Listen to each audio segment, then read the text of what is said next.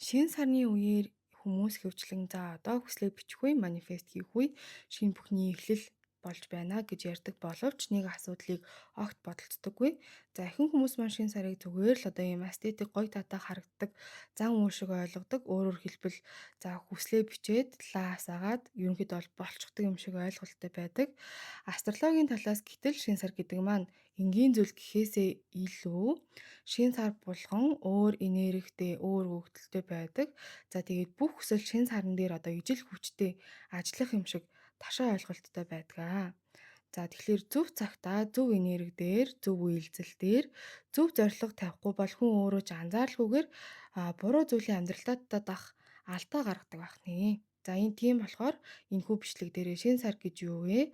Яагаад одоо манифесташн хийхэд хүчтэй үе гэж үздэг вэ? Шинэ сарн дээр юуг анхаарах хэрэгтэй байдаг вэ гэдгийг астрологийн талаас одоо орон гараг зурхайн талаас та хэдтэй тайлбарлахаар бэлтгэлээ. Шинэ сар гэдэг нь нар сар 2-1 орд дээр нийлж байгаа мөчийг хэлж өгдөг. За астролог дээр нар гэдэг гариг маань өөрөө бидний хүсэл зорилго, чиглэл, за бидний амьдралын эрч хүч буюу одоо хүсэж буй ухамсар тухайныг илтгэж идэг. За харин сар маань болохоор бидний мэдрэмж, дотоод хэрэгцээ, аюулгүй байдал, сэтгэл хөдлөл болон далд ухамсарыг илтгэж идэг. За тэгэхээр шинэ сар гэдэг нь болохоор бидний одоо ухамсар тухайнаараа хүсэж байгаа зүйл, за дотроо мэдэрч байгаа зүйл буюу одоо ухамсар тухайн далд ухамсар хоёр хоорондоо нийлж байгаа. За нэг үйлдэл дээр ирэх мөчийг илтгэж өгдгөө. Иймээс шинэ сар маань өөрөө шинэ эхлэл, шинэ шийдвэр, шинэ энергийг бидний амьдралд авчирч өгдөг бөгөөд үр суулгахад таатай үе байдаг.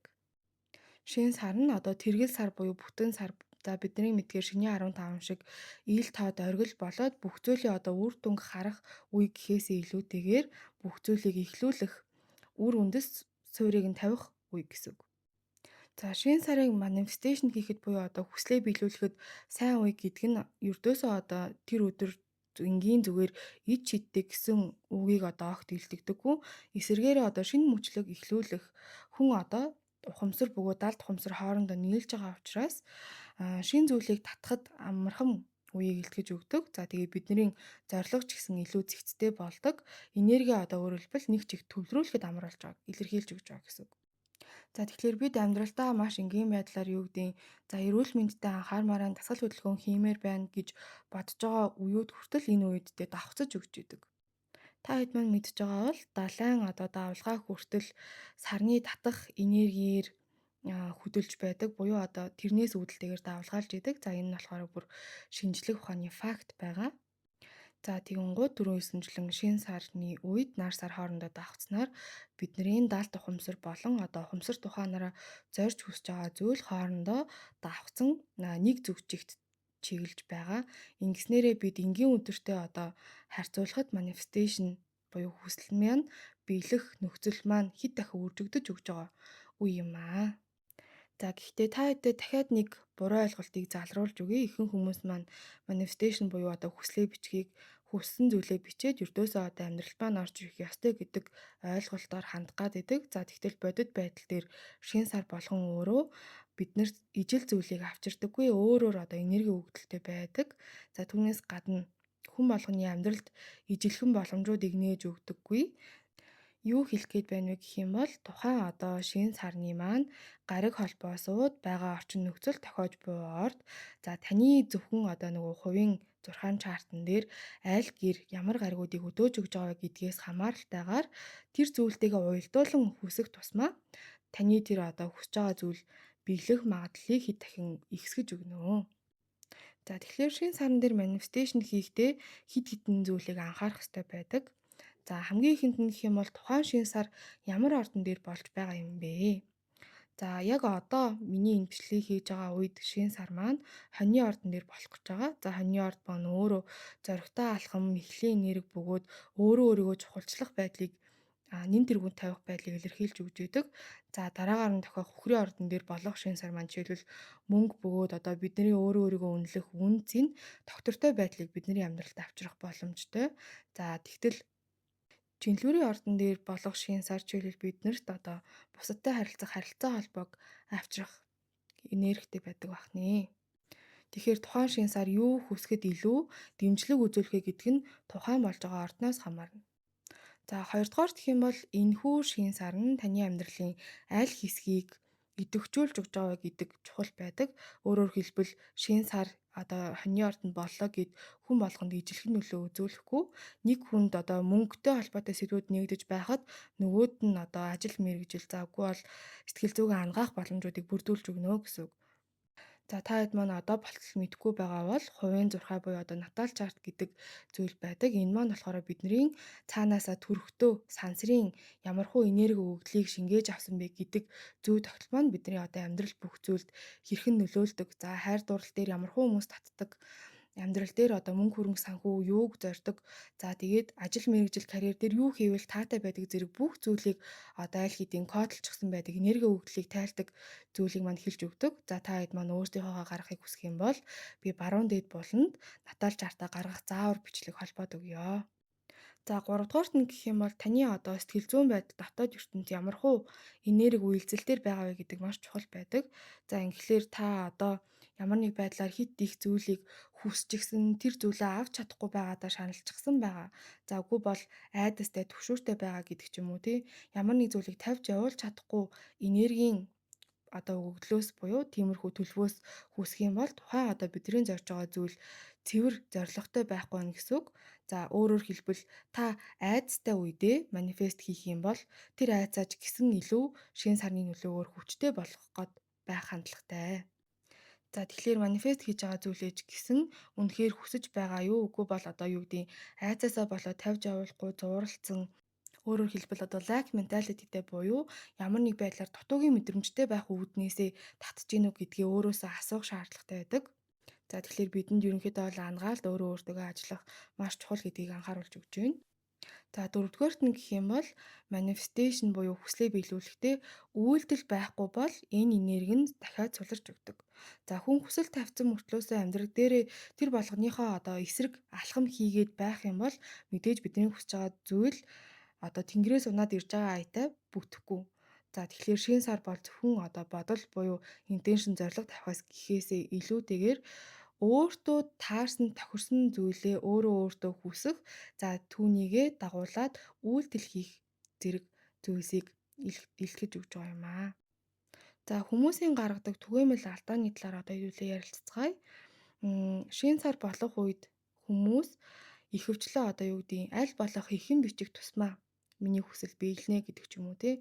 Үгүй бол яг юу хүсэж байгаагаа ойлгохгүй байдаг. Түрүүн хэлсэнчлэн айдсаас үүдэлтэйгээр үгүй бол дутуугийн мэдрэмжээс үүдэлтэйгээр хүсэл зорилгоо бичих гээд идэг. За үгүй бол өөрийнхөө энерги таарсан гэхээс илүү өөр хүний амьдрал дээр хэрэгжчихсэн байгаа зүйлийг буюу өөрийгөө харьцуулсан байдлаас дутуугийн мэдрэмжээс хүсэх. За үүнээс гадна түрүүн хэлсэнчлэн нөгөө гариг иргэсийн байршлыг тооцоолж үзэхгүйгээр түүнтэй нийцэхгүй байгаа зүйлийг хүсэх. За түүнээс гадна юуж өөрөө өөрчлөхгүй хийхгүй мөртлөөсөө үр дүн хүлээх зэрэг алдаануудыг хамгийн ихээр гаргадаг.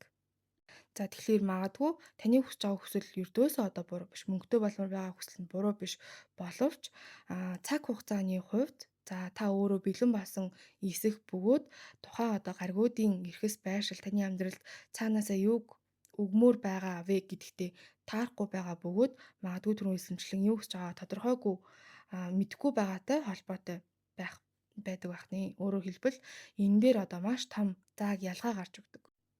За тэгэхээр manifestation юу биш вэ гэх юм бол хит төсөөлөл мөрөөдөл биш. Өөрөөр хэлбэл юу гэдэг та ажил хийдэг байжгаад надад 5 сая 10 сая төгрөг орж ирнэ гэдэг бол төсөөлөл мөрөөдөл болох гэдэг шүү дээ. За тэгэхээр үүнээс гадна өөр хүнийг ямар нэг байдлаар өөрийнхөө иргэшээлд оруулах удирдах арга биш. Жишээлбэл энэ хүнийг буюу тодорхой таны таалагддаг хэн нэгэн байлаа гэж бодоход амьдралтаа эргээд авчирмаар байна гэдэг зүйл биш. За тэгээд бүх юм шууд яг тэр дороо хорон мөч цагт бэлэн гэдэг амлалт биш.